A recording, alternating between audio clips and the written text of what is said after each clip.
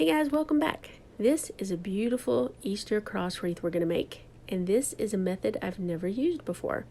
It's also a technique I've never used before. I have never cut mesh using a Woodburner, but I see lots of people doing it now, so I thought I would give it a try.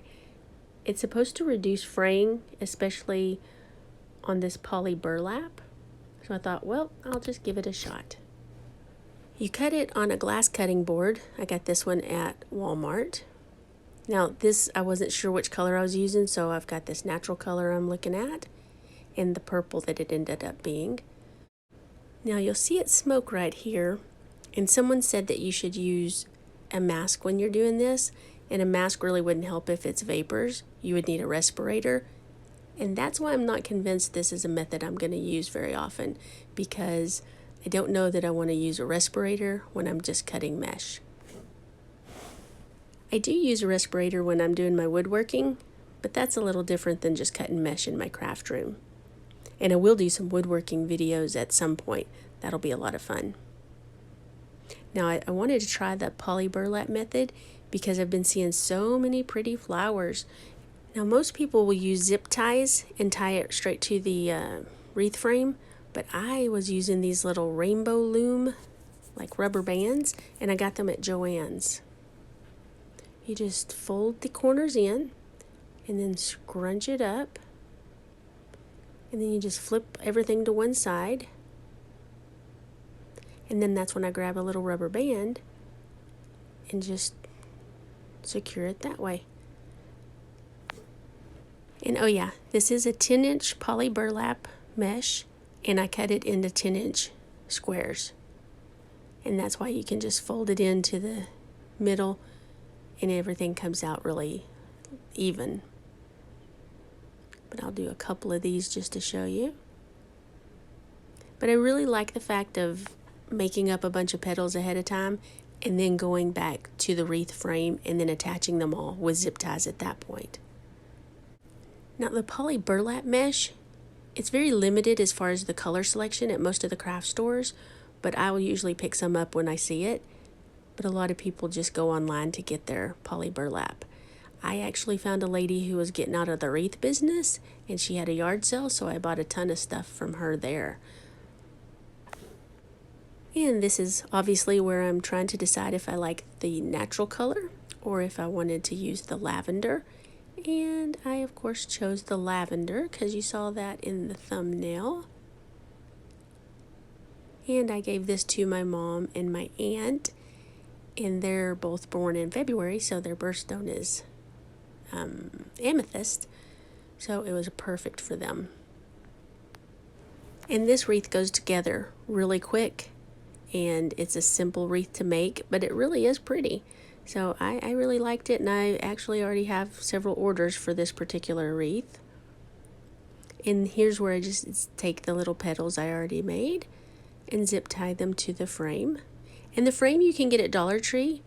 I've seen a lot of people saying they're having a hard time finding them, so you can really just use a couple of pieces of wood or a yardstick. I saw somebody cut a yardstick up and just make the crosses and then just zip tie to the yardstick, which is a great idea. But you can see here how I can use both of my hands. If I did actually squish the petal up and then fold it over and try to use a zip tie to secure it at that time, it would be a lot more difficult. So actually holding the petals together with those little rubber bands makes it to where I can use both of my hands, so it makes it a lot easier to attach it to the frame. And I will show you a couple more of these I'll put together, but this is a great time to say thanks so much for watching, and if you like the video, please give it a thumbs up, and it'd be great if you'd consider subscribing. The channel is growing so crazy fast.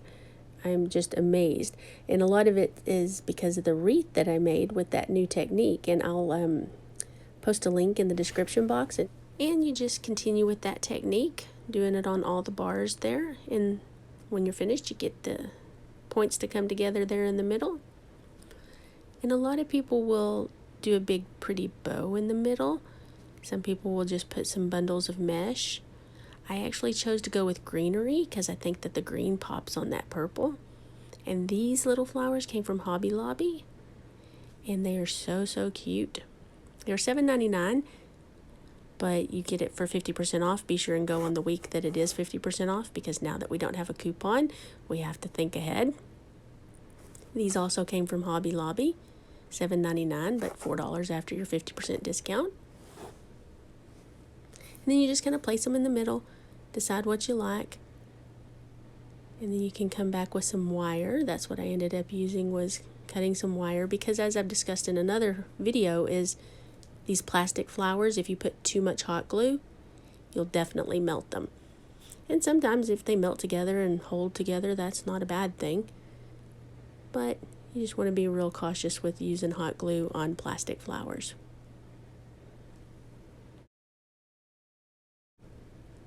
And the good thing about this wreath is you can put the wire in from the back and just twist it secure on the front so that you can leave that wire on the front. And then there's not anything potentially going to scratch the door on the back side. And I did say that about sparingly use hot glue, because I am going to use some hot glue here, because those little white flowers, you can just pull a little bundle off of the stem, and then if I put a little hot glue, then I can just put that stem right into the hot glue. And so there are times that you can use hot glue on plastic flowers, but this is a very high temp gun, so I will cycle it on and off just like a regular low temp gun would do. And that way when I put the glue on, it's not quite as hot and melted, and then it's not going to burn it or melt it as much. And then all my little white flowers are in. I have a paper towel back there to catch any of the hot glue that maybe went through. That'll save your mat in the long run. But I kind of thought it was missing something. So I did end up finding some more little purple flowers, and I got these at Walmart. And I think it's just a little deeper color, and it just gave it a little pop that it needed. And in this particular case, instead of taking the glue gun to the flower, I took the flower to the glue gun. A couple of reasons. One, strings. Everybody knows when you're using hot glue, the strings will drive you crazy. So I didn't really want to take the hot glue over all the flowers that were already in place. So I just put a little hot glue on these and then tuck them behind those white flowers. And it ended up just perfect. Like I said, this one's going to my mom and my aunt. And here is the wreath on their front door. It looks so pretty. Hi Mom, hi Aunt Jane. Glad you like your wreath. And they also have a storm door. So this wreath is very thin and fits perfectly between a storm door and a regular door. And guys, thanks so much for watching. Maybe check out one of these other videos, and we'll catch you on the next one.